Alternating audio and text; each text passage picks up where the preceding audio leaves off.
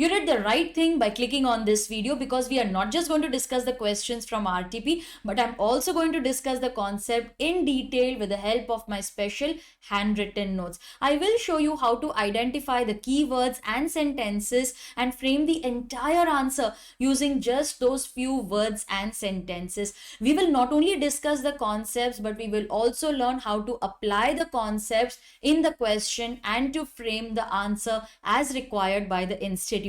The best part is that these lectures are in English only to suit all types of students.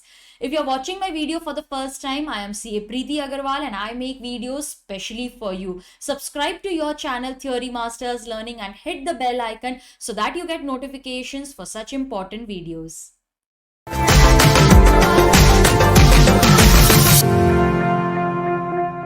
As you're aware, I have divided the discussion into two parts. In the last video, that is part 1, we had discussed questions relating to Contract Act only, because that is the most important act of your syllabus.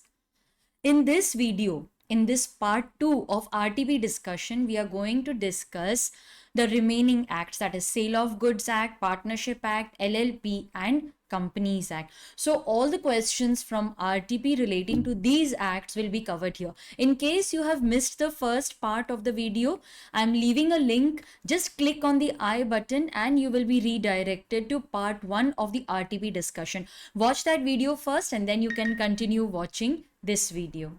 See students, I don't believe in just reading the question and discussing it. You should first revise the concept and then go and apply those concepts to the question.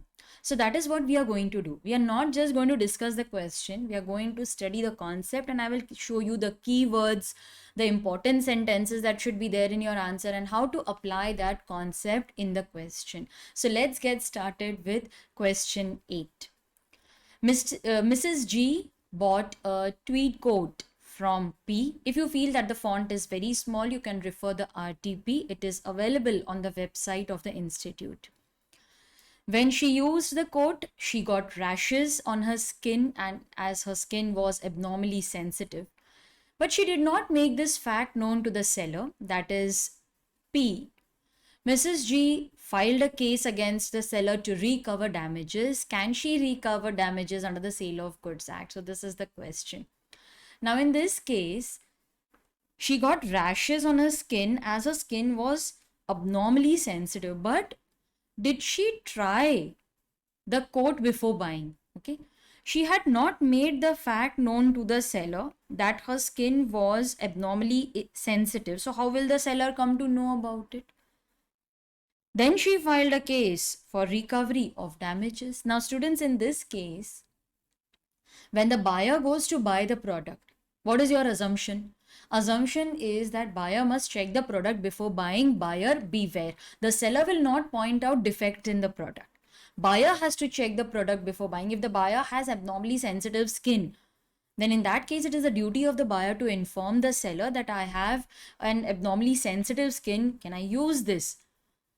So what are we going to write? What is the institute expecting to write in your answer? First, we will write down only the theory and then we will discuss the question and apply that theory. That is how you're going to write the answer in the exam also. Divide your answer into 3 paragraphs. In the first paragraph, we will write down the section number, the name of the case law, if any. We will discuss only the theory. Then in the second paragraph, you will write down the question, but in brief. You're not supposed to write down the entire question. Again, they are not interested in reading the question. So you will discuss the question and you will arrive at the solution. In the third paragraph, we will provide conclusion. Okay. So therefore, hence it is concluded that from the above we can conclude. Now in this case, Mrs. G, she should have informed the buyer. If she would have informed, then buyer beware does not apply. So what are the provisions that we will apply? Just see on the other side of the screen. We will apply section 16(1) of the Sale of Goods Act. So you need not just write section 16 subsection 1. You also have to write of which act. Okay. So section 16 subsection 1 of the Sale of Goods Act 1930 It discusses condition as to quality or fitness of the goods. Now, are the goods of the quality that you require? Are they fit for the purpose that you want? That only the buyer will be able to judge, right? How will the seller come to know why you are buying the product? Unless you tell him.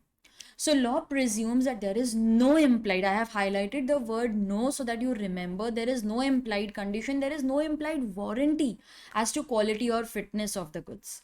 Buyer has to check. Why is there no condition, no warranty? I've also given a reason. See the arrow. Why is there no implied condition or warranty? Because buyer beware. Buyer must check the product before buying. So the concept of buyer beware will apply, and the Latin phrase, that is caveat emptor, has to be mentioned over here. Okay. Now you also have to write down the exceptions. That all right, the buyer will check the product, buyer will tell the purpose, but under what circumstances can we hold the seller liable? If the buyer has made his purpose known to the seller, that this is the purpose for which I need the product, you suggest. So he has relied upon the seller's skill and judgment to suggest the best product, because seller has been dealing in these goods since a long time. In this case, buyer beware will not apply, seller will be liable. Okay, so this forms part of your theory. This is what the institute expects you to write in the exam. After this, you will discuss the question. Okay, they don't write the full question, they just want you to give a brief idea and arrive at the solution. So in this case, Mrs. G purchased the tweed coat without informing the seller. So here you will use the points from the question itself. She purchased the tweed coat, but she did not make this fact known to the seller. Students, this is what will give you a hint as to the correct answer. She did not make it known, so she cannot make the seller liable, responsible for the tweed coat, because it was not suitable for the skin. So in this case, G cannot treat it as a breach of condition as to quality or fitness. She does not have any right to recover damages from the seller. So I have written it over here. In the given question, Mrs. G fulfilled none of the above conditions. She did not inform the seller. She did not rely upon his skill or judgment. Seller has no notice of it, so seller is not liable. Let us proceed to the second question now. From Sale of Goods Act, question 9, what is the difference between condition and warranty, and when is condition treated as warranty? So students, in this case, it's a theory question. Okay, it's a theory question. You will first write down the difference between condition and warranty, and then you will mention the circumstances where condition of breach of condition is treated as breach of warranty. Now, please pay attention. You can write down the difference between in the tabular form, because if you see the RTP, if you see the suggested answers, they have also written it in the tabular form. Now, what is the first point of difference? Condition is a stipulation. Stipulation means a representation. That word is important. I have highlighted that. You should include that in your answer. It is a stipulation which is essential to the main purpose of the contract. That is the very reason we have entered into a contract. What is a warranty? Warranty is a stipulation which is only collateral. Collateral means additional to the main purpose of the contract. What if there is breach of condition? In case of breach of condition, we can repudiate the contract. We can also claim damages. But in breach of warranty, you cannot cancel. You cannot repudiate the contract. You can only claim damages. So that is the second point of difference. Breach of condition can be treated as breach of warranty, but breach of warranty cannot be treated as breach of condition. So 3 points of difference between condition and warranty. Then they have also asked you to explain when can a condition be treated as warranty. So there are 4 circumstances. The first one is buyer waives the performance of the contract. So buyer says that you need not perform the contract. It means that I am ready to accept the defective goods. I am ready to keep the goods, but I will definitely claim damages from you. Okay, so he doesn't want to exercise the rights given to him under breach of condition. He wants to only claim damages. Buyer treats breach of condition as breach of warranty. He tells that I don't want to return the goods, I just want to claim the damages. Contract is indivisible, and in this case the buyer has decided to keep the goods. He has decided to only claim damages. Okay, he contract is indivisible means that the contract is either performed in whole or in part, but he says that I don't want to reject the goods, I don't want to return the goods, but I want to only claim damages. Okay. Next is that the fulfillment of condition is waived by the act of law, by reason of law. So law says that you need not insist upon performance, you can only claim damages. So these are the circumstances wherein condition will be breach of condition will be treated as breach of warranty. Next, let us proceed to question 10. Okay, so we have covered this. Question 10 is very interesting. It's an exam question. Mr. R owns a two-wheeler which is handed over to her friend K on sale or return basis. Whenever you get such type of questions, always write and then proceed. So R owns a two-wheeler. So R is the owner, which she handed over to her friend K on sale or return basis. Even after a week, K neither returned the vehicle nor made payment for it. Okay, she instead pledged the vehicle to Mr. A. So K pledges the vehicle to A. Now there are few keywords which you should highlight while reading the question, that they want you to recollect the section on sale or return basis. Okay, so recollect the provisions relating to sale or return and then read. So after a week, K neither returned the scooter nor made payment for it. She instead pledged it with A and obtained loan. Now R wants to claim, okay, let's use another ink. R wants to claim this vehicle from A. Will she succeed?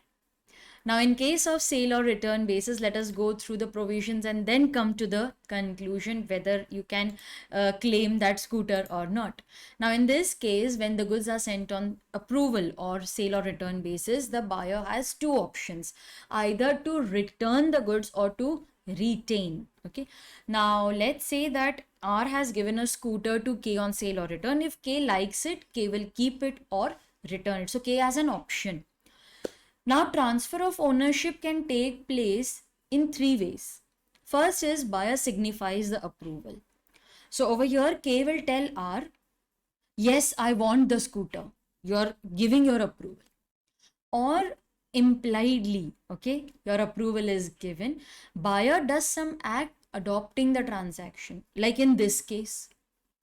In this case, K did not give any confirmation, but by her action of pledging the goods further implies, okay students, this is an implied acceptance. It is understood from your action, because you will pledge only those goods which you consider your. So in this case, by acting on the goods, by pledging the goods further, you have started considering yourself as the owner. So K has become the owner as soon as she pledged the goods. If she is the owner, she can very well transfer good ownership title to A. If A has become the owner, can R recover the scooter? No. See, you got the answer. It is such a logical flow. So in this case, as soon as K pledges the goods further, K becomes the owner and A also becomes the owner. So can R recover that? No, R cannot recover it. So that is the first question and your answer.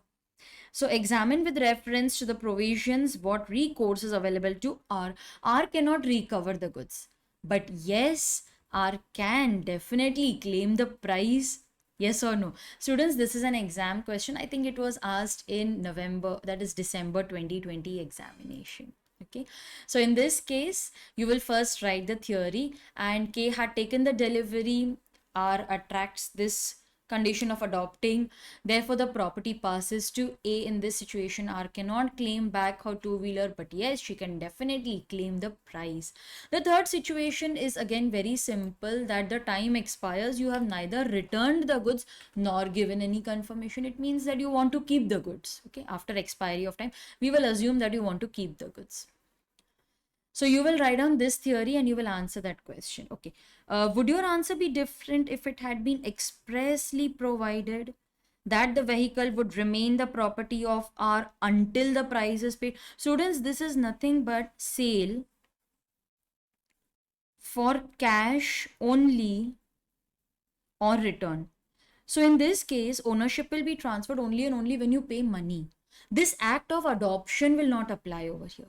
So under this situation, when there is a condition that you will become the owner only when you pay the cash, K doesn't become the owner because K has not paid money. So A will also not become the owner. In this situation, R can recover the scooter because R is still the owner. So this was the 10th question. Now let us proceed. Mr. T was a retail. We'll go on highlighting the words so that we know what concept is to be applied. Mr. T, I'll just hide. Mr. T was a retail trader of fans of various kinds. This is a January 21 exam question. This was asked in January 21. T was a retail trader of fans.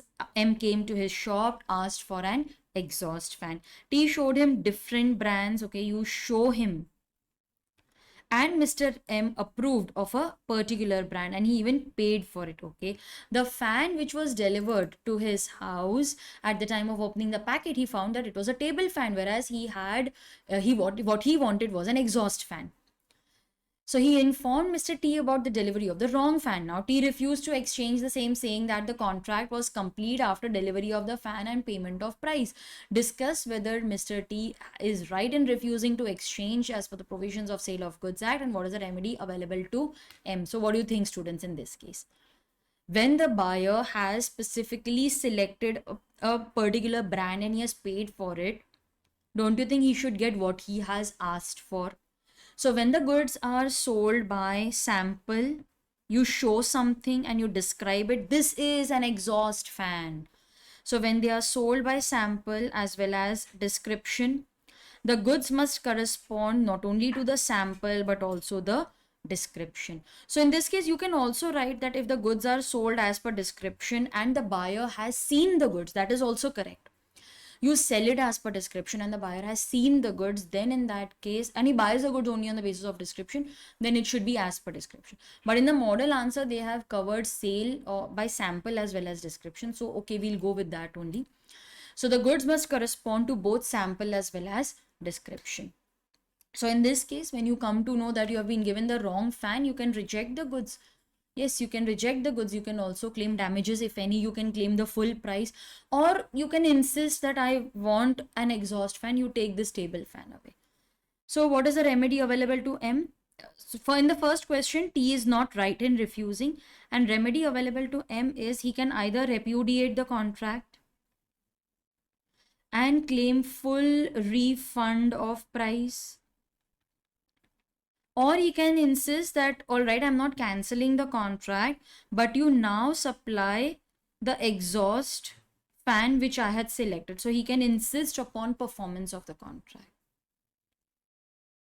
Next, they want you to write down the essential elements of a contract. I don't think I need to discuss this. What are the essential elements of a valid contract of sale? First, it is a contract. Okay, you will have to write the definition, students, in this case. Okay, so write down the definition because the definition covers all the essential elements.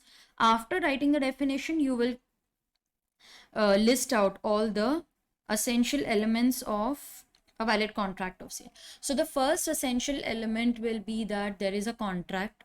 Okay, you need two persons for it, so the buyer as well as seller. So the second element will be two parties, then the third element will be buyer and seller. You will explain all these points, not just list down, although in the model answer they have just listed down, but I think you should explain the point, maybe in one or two sentences, but I think explanation should be given. Then in that case, there is a buyer, there is a seller, there is transfer of property, of goods. So goods will be one element, and for price, so price is the other element. So contract, two parties, there must be sorry, I just lost track of it. There is a contract, there are two parties, there is transfer of property, there are buyer and seller. Property is nothing but ownership. There are goods and price. So these are the essential elements of a valid contract of sale. Okay. Then we come to the Indian Partnership Act 1932. Okay. So I have a note for the next question. This is also an exam question. It was asked in November 2000, or it was in January. So it was asked in the attempt 2020. Explain the circumstances of liability of the firm for misapplication by the partners as per the provision. It's a theory question, students. It's a pure theory question. Let us go through the notes for that. Section 27. I hope it is very clear to you over here. As per section 27, what is the liability of the firm for misapplication by partners? So who has committed the misapplication? Partners. But for Partners Act, not only the partners but also the firm is liable. Okay, so now in this case, there are two scenarios. The first is that partner receives money. I have highlighted the word partner for a reason. Partner receives money or property from the third party and he misapplies it. So let's say that the partner received 50,000 rupees from a customer, spent it. Can the firm tell the third party, you had paid 50,000 but our partner went and spent it, pay the money again? Can we ask the third party to pay the money again? No, we are liable for this misapplication by the partner. So partner receives money or property and he misapplies it.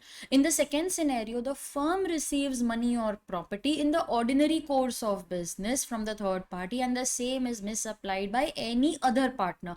So here the property or money has been received by the firm. Let's say that the firm received some shares for safekeeping. One of the partners sold the shares. So the property is received by the firm and it is misapplied by partner. So for this wrongful act of partner, the partner is liable, but along with him, the firm is also liable. So that is section 27. It's just a theory question. You need not explain anything, but if you can write the theory with the support of examples, that will be the best way to answer this question. Let us proceed with the next question. It's a very interesting question. M and P, they were partners in a firm. The firm ordered. Students, the key word here is ordered because the entire answer is based on that. Now, even though the word order is very important, the model answer in RTP has not commented very strongly on that word. There's just one sentence wherein they have explained, but the word order is very, very important in this question. This is also an exam question. M and P, they were partners. The firm ordered JR Limited to supply furniture. All right.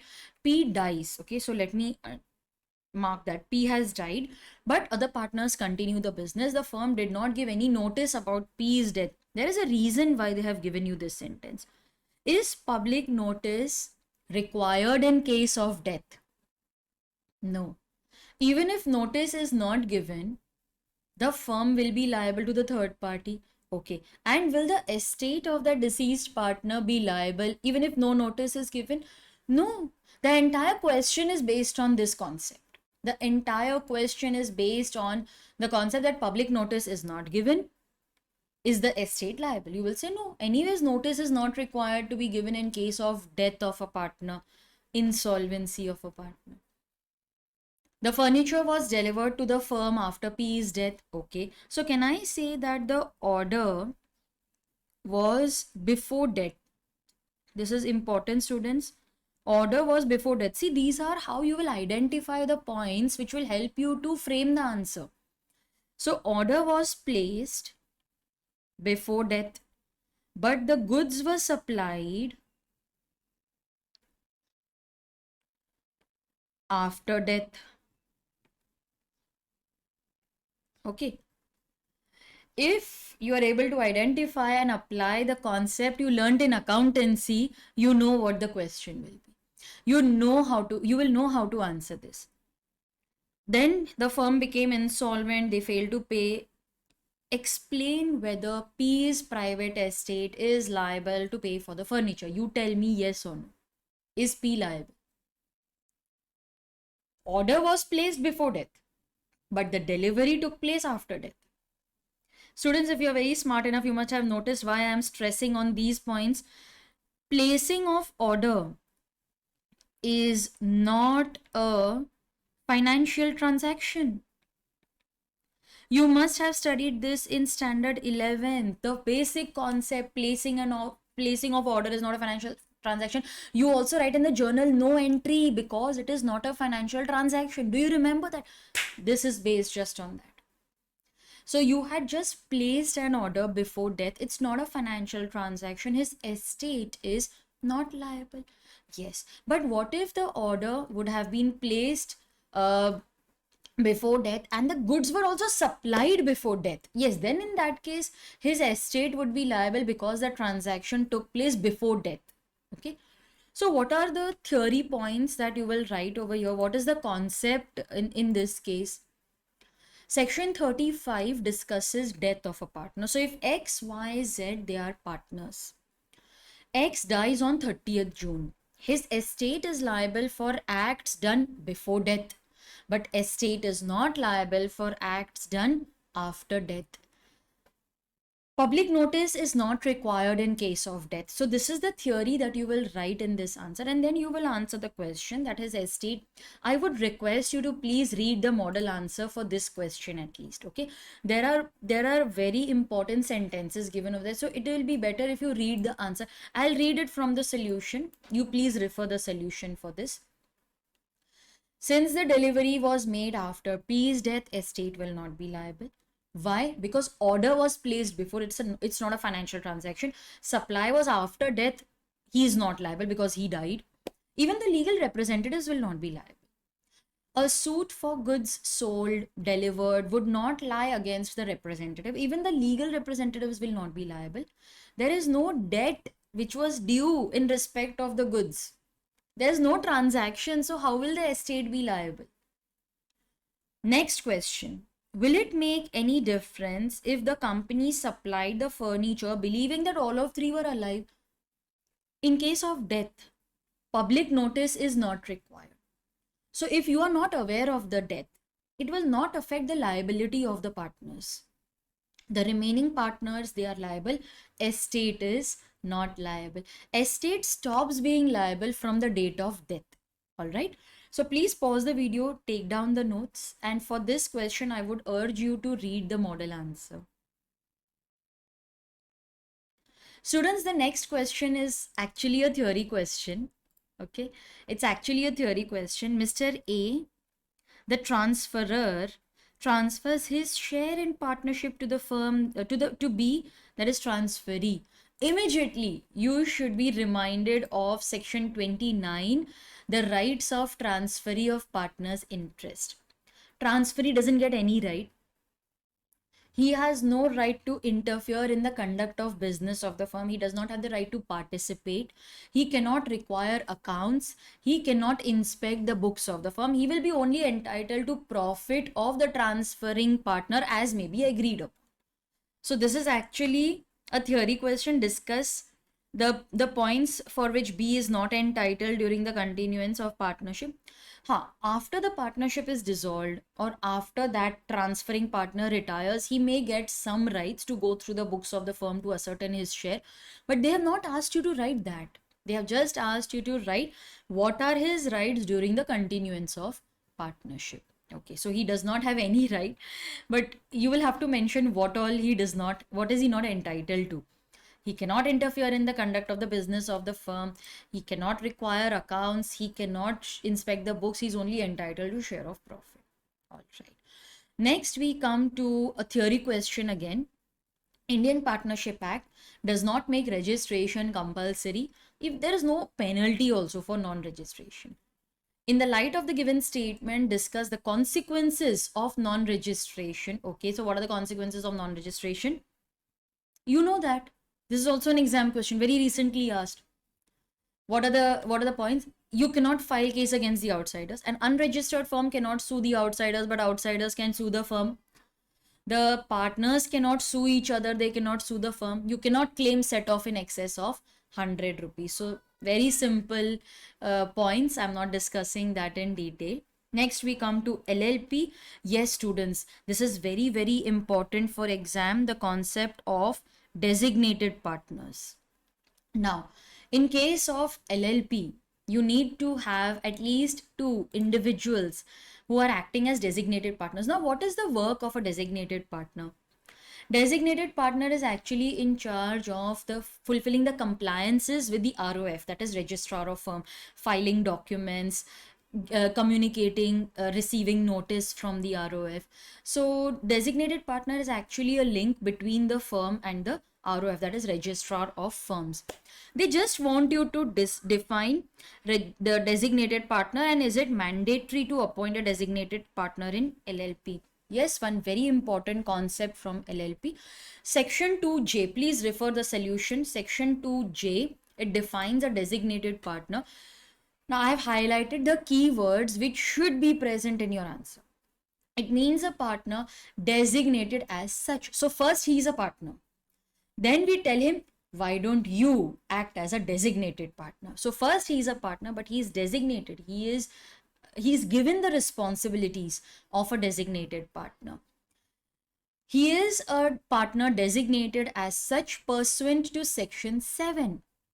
What is Section 7? Let us go through the provisions of Section 7. Every LLP shall have at least two. So I have highlighted the keywords. Okay. You also, when you copy down notes, you will write that in different ink. At least two designated partners who are individuals and at least one of them. So you need at least two designated partners and one of them should be resident in India. You also have to write who is resident in India. You have to define that. So see how I have looped the points. First, designated partner means someone who is designated as a partner as such pursuant to Section 7. Then what is written in Section 7? Every LLP will have at least two partners, two designated partners. They are individuals. One of them should be resident in India. Who is a resident? Resident means a person who is in India, who stays for at least 182 days during the immediately preceding 1 year. Okay. Now A, B, C, D, E, they are partners. So out of them, you will assign, you will designate any two individuals. Individual means natural living persons as designated partner. But what if all the partners are body corporates? They are not individuals. Then you will nominate individuals from these body corporates who will act as designated partner. Okay. What if I have one or more individuals and others body corporates? What if I have one individual partner and other body corporates? So this individual will become the designated partner, and from these body corporates, one nominee. What if I have two individuals and other body corporates? Then both these individuals will become the designated partner. But it is not compulsory. From these two, you can have one as designated partner and one nominee as designated partner. So at least two individuals if they are ready, but if only one of them wants to be a designated partner, then he along with nominee. So two designated partners. So students, I hope that this note covers everything. Okay, so you just copy this note and the entire concept will be covered. I'll just show it to you properly. Yes, it begins from here. You can pause the video, write this and study only this before the exam. These are the, I think these are last minute revision notes which you are preparing along with me. And thank you so much for a very positive response on YouTube. I read your comments and you also sent me on my WhatsApp group as well as on my personal WhatsApp that you are enjoying the video lectures. Your comments they mean a lot to me. I read each of them and I also try to reply. Thank you so much for sharing your experience, and I'm so happy to know that you are using these notes, following the RTP. There was one student who said that, ma'am, I'm watching the entire video and also preparing myself to now take the mock test papers after going through your notes.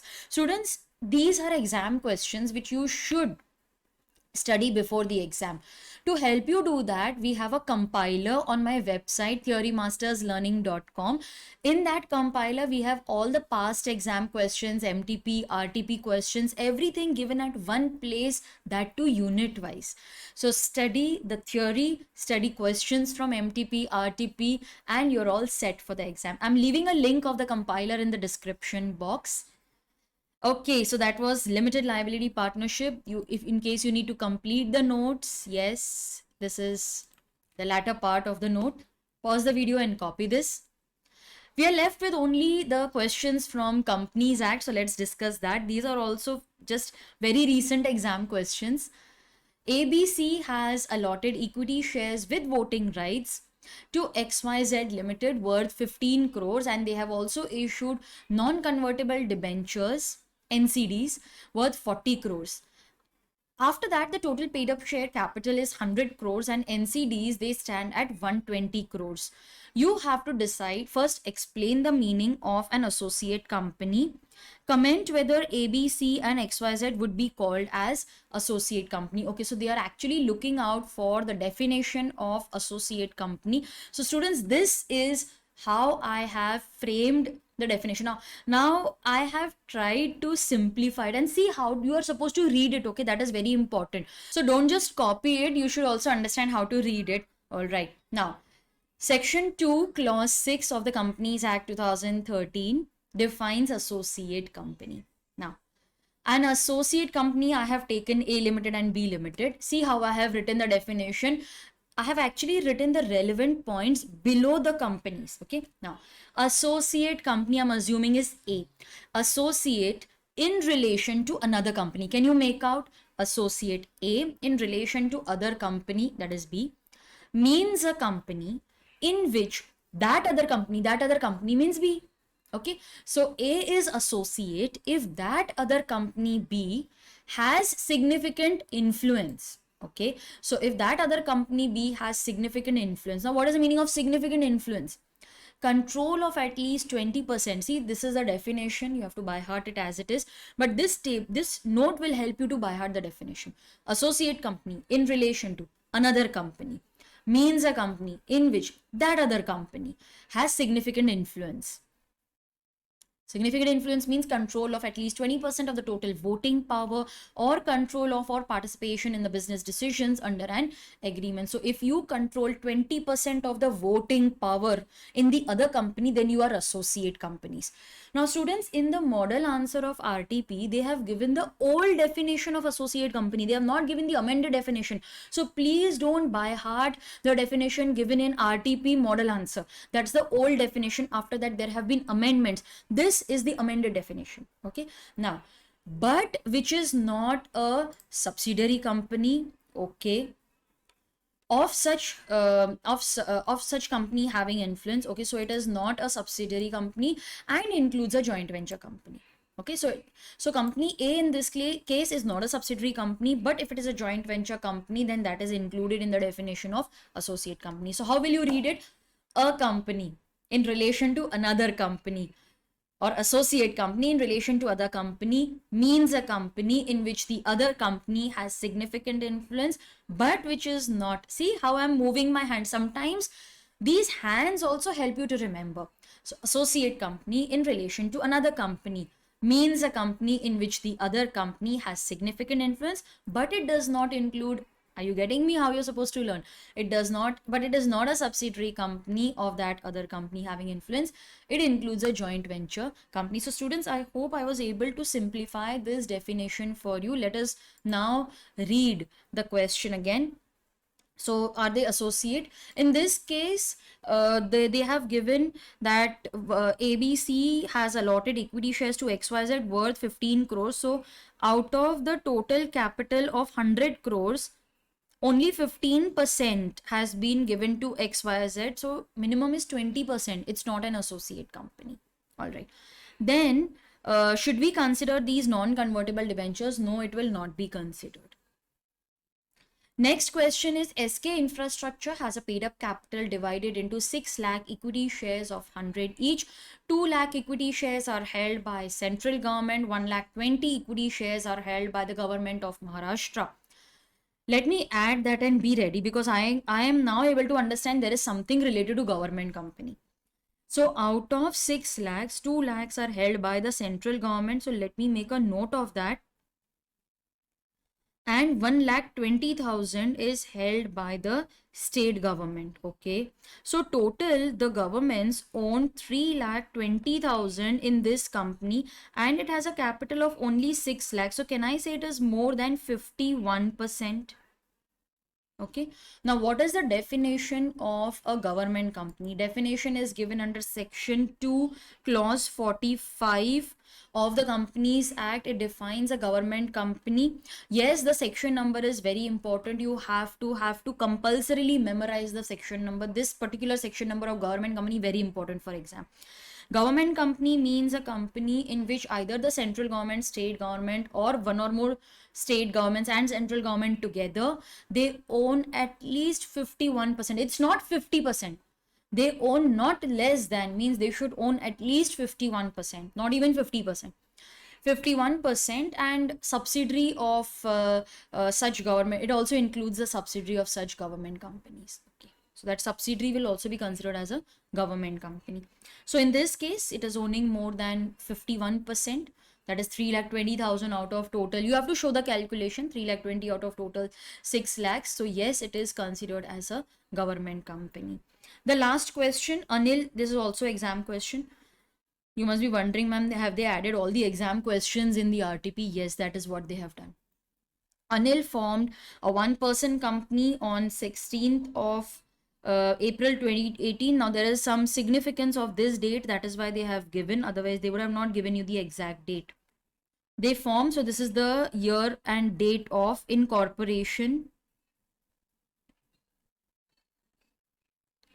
For manufacturing electric cars, the turnover is the turnover for the financial year on 31st March 2019 was 2.25 crores. Okay, alarm bells are ringing, because this is something which will decide whether it should convert itself into a private company or a public company.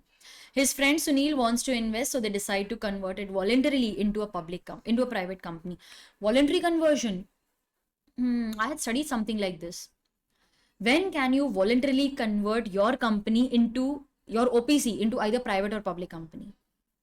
Voluntarily, you cannot convert unless 2 years have elapsed from incorporation, unless the limits are reached. Now, compulsory conversion happens when the paid up share capital exceeds rupees 50 lakhs or the average annual turnover for the relevant period exceeds rupees 2 crores. This is when compulsory conversion takes place. For voluntary conversion, at least 2 years should have elapsed, should have passed from the date of incorporation.